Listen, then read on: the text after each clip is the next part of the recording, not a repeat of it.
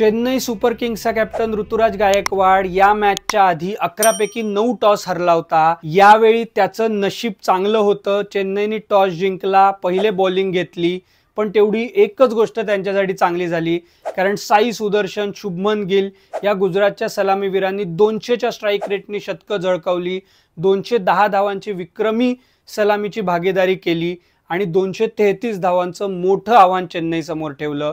त्याचा पाठलाग करताना 10-3 अशी चेन्नईची अवस्था झाली होती। मोईन अली, डॅरेल मिचेलनी प्रतिकार केला खरा, पण मोहित शर्मानी पुन्हा एकदा त्याचा अनुभव कामी आणला आणि राशिद खान तर मोक्याच्या क्षणी विकेट काढण्यात माहिर आहे। गुजरातनी सामना खिशात घातला। चेन्नईसाठी आता पुढच्या दोन्ही मॅचेस करो किंवा मरो झालेल्या आहेत आणि राजस्थान आणि कलकत्ता यांच्याशिवाय बाकीच्या 2 टीम्स कुठल्या जाणार अंतिम 4 मध्ये याची शर्यत अधिक चुरशीची झालेली आहे।